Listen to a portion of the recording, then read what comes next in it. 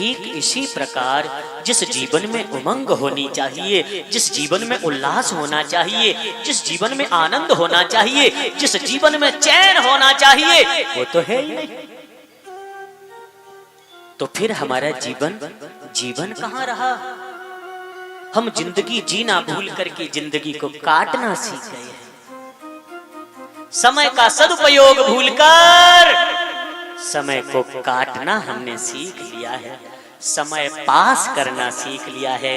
मेरे बंधुओं, मेरी माताओं, मेरे भाइयों बहनों, जरा ध्यान से समझो।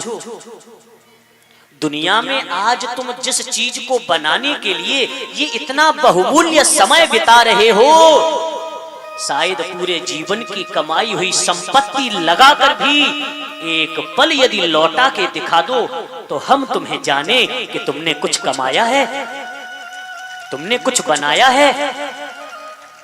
मेरे बंधुओं, सबसे कीमती, सबसे बहुमूल्य हमने अपने जीवन का समय किस कार्य में, किस हेतु से, किस प्रयोजन से निकाला जा रहा है, ये हमसे ज्यादा हमारे जीवन को कोई नहीं समझ सकता। मेरे कथा प्रेमी सज्जनों, हमारा सुधार तब तक नहीं हो सकता जब तक हम स्वयं न चाहें। कथा पर ध्यान दें। बोलो जय सिया राम। जब तक हम न चाहें हमारे जीवन को नहीं बदला जा सकता। लेकिन थोड़ा समझिए, एक एक बात, एक एक शब्द। सीताराम।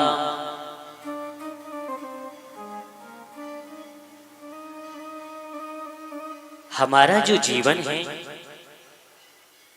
इस जीवन को जब तक सत्संग की प्राप्ति नहीं होगी, आ जाइए सीधी बात पर, तब तक हम ये समझ ही नहीं पाएंगे कि यह जीवन कितना बहुमूल्य है।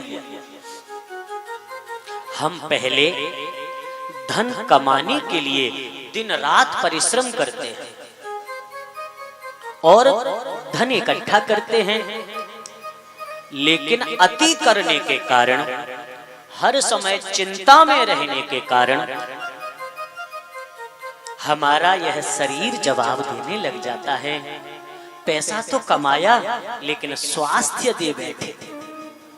अब जो पैसा कमाया है उससे दोबारा पुनः स्वास्थ्य पाना चाहते हैं। लेकिन मेरे बंधुओं, एक बार जो समय निकल गया, जो चीज प्राकृतिक तरीके से आपकी जा चुकी, उसे कृत्रिम तरीके से तुम कभी दोबारा वैसा नहीं बना सकते, कभी नहीं बना सकते।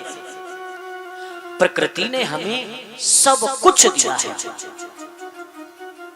सब कुछ दिया प्रकृति ने, लेकिन हमने अपनी कामनाओं को, अपनी इच्छाओं को दूसरों के देखा देखी इतना बढ़ा लिया, इतना बढ़ा लिया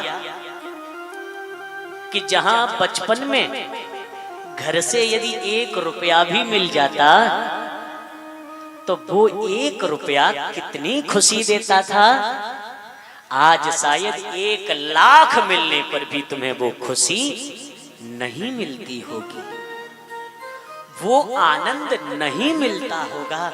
मेरे बंधुओं, वो तुम्हारी खुशी कहाँ खो गई, वो तुम्हारा चैन कहाँ खो गया, वो तुम्हारी मुस्कुराहट कहाँ चली गई, जरा खोजो तो सही।